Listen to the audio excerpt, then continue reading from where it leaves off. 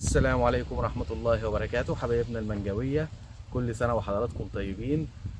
أولى حلقات موسم 2024 وبتبدأ من فترة بداية خروج التزهير المبكر. التزهير المبكر هو أولى حلقات فترة أو إدارة فترة التزهير في البانجو بالتحديد. إدارة فترة التزهير مش زي الأول بقى بتبدأ من بداية بزوغ البرعم الزهري والكلام دوت، لا، إدارة فترة التزهير بتبدأ دلوقتي من بداية خروج التزهير المبكر. ليه؟ عشان تعرف تاخد قرار مظبوط امتى تزيل التزهير المبكر بتاعك. وفي كل صنف وفي كل منطقة بتختلف فترة أو تختلف إزالة فترة التزهير المبكر.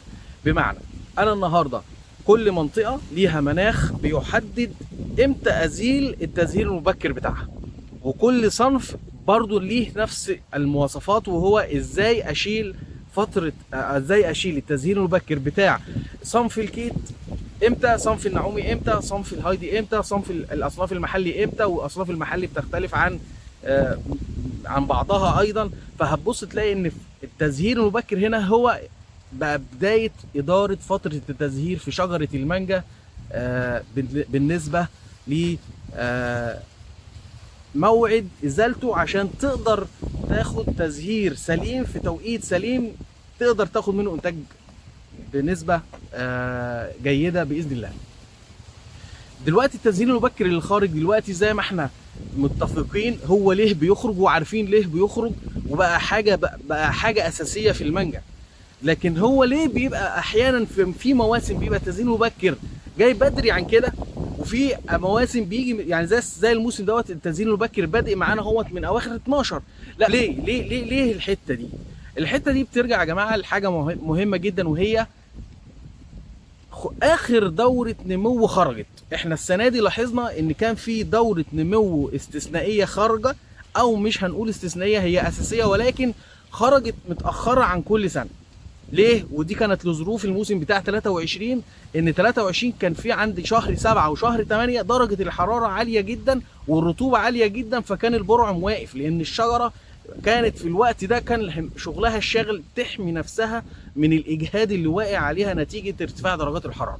فكان عملية النتح شديدة جدا في الشجرة، فكانت الشجرة في التوقيت ده ما كانتش قادرة ان هي تخرج البرعم بتاعها. وبالتالي اول ما الجو بدأ يعتدل في شهر سبتمبر، بداية سبتمبر بدأت تخرج دورة النمو اللي هي كانت المفروض تخرج في أغسطس، خرجت في سبتمبر. وبعد كده بدأ يخرج دورات نمو تانية في أواخر 10 وفي 11. من هنا بدأ التزهير يتأخر على ما البرج استوى. طيب ليه البرج اللي هو استوى هو اللي خرج والبرج اللي هو لسه ما خرجش؟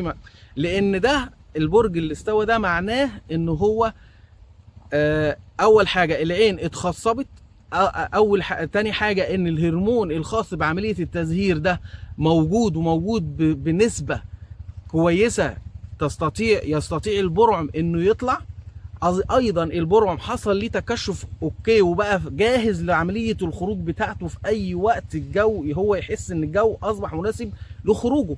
يعني النهارده البرعم طالما اتوفرت ليه بعض الشروط الخاصه فسيولوجيا بيه، اللي هي زي تكون او وجود الهرمون الخاص بعمليه التزهير، بجانب خصوبه عاليه نتيجه وجود الهرمون ده، بجانب ان المخزون بتاعه كويس، كل دي امور بتدفعه الى التزهير، مع توافر الشرط الاخير بقى، وهو عدد وحدات البروده اللي هو بيحتاجها. يعني النهارده البرعم طالما حس عدد ساعات بروده معين، وجه بعد كده حصل درجه حراره دافيه في اثناء النهار، وده طبعا اللي احنا حاسينه دلوقتي، لان درجات الحراره دلوقتي بقى لها اسبوع او اكتر بدات توصل ل 11 في الليل. طبعا درجه الحراره لما توصل في 11 في الليل مع ارتفاعها في النهار لحد 25 26 في النهار، مع اطاله مع وجود فتره ضوئيه كافيه ان هي تدي تدفئه في الجو، بيبدا في الوقت دوت البرعم يخرج.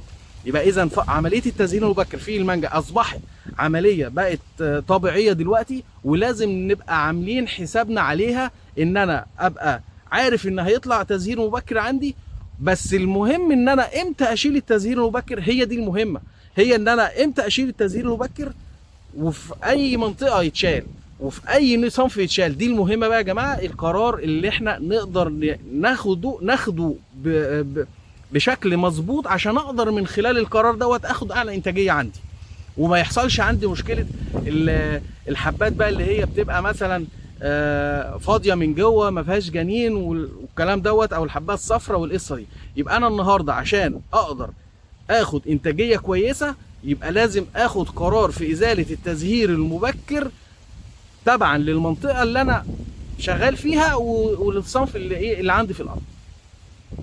الحاجه الثانيه برضو اللي هي التزهير المبكر دوت، لازم نعرف ايه اللي ممكن يطلعه تاني. يبقى احنا عرفنا اول حاجه تطلعه ان الشجره ممكن تبقى مريحه، او الطراحات بتاعتي مستويه كويسه وفيها المخزون بتاع الهرمون التزهير العالي، فبالتالي مع وجود المناخ المناسب لدفعه فبيطلع والبرعم يظهر. الحاجه الثانيه اللي ممكن تطلعه بقى، دي حاجات ممكن احنا نبقى سبب فيها، زي التعطيش الجامد او الميه الكتير في الري بتاعنا او التسميد المفرط. الحاجات دي كلها برضو احنا حذرنا منها في فيديوهات سابقه، فلازم ناخد بالنا من القصه دي. طيب التزهير طلع، انا هنا بقى بقدر اتعامل معاه ازاي؟ دي مهمه برضو وسؤال مهم جدا. اتعامل مع التزهير اللي بيطلع ده ازاي؟ اول حاجه انا مش عايز ارهق نفسي وفي نفس الوقت ارهق نفسي ماديا وعقليا وجسديا في ان انا ابقى شايل هم موضوع التزهير المبكر ده. خلاص ده المفروض خلاص حاجه احنا اتعودنا عليها، يعني ما اشيلش همها. انا احاول ان انا افكر في ازاي ان انا اتعامل معاه بالكيفيه اللي ما تضرنيش وتقلل من مخزون الشجره كمان. بمعنى ان انا لو شايف التزهير المبكر دوت طالع في جو زي اللي احنا فيه دلوقتي وزي الموسم اللي احنا فيه ده، التزهير المبكر طالع في توقيت درجات الحراره فيه منخفضه، معنى كده ان الشمراخ لما يطلع مش هيبقى النمو بتاعه سريع بالدرجه اللي ممكن يستنفذ بيها غذاء، فممكن في التوقيت دوت ما اعملش ليه ازاله دلوقتي خالص.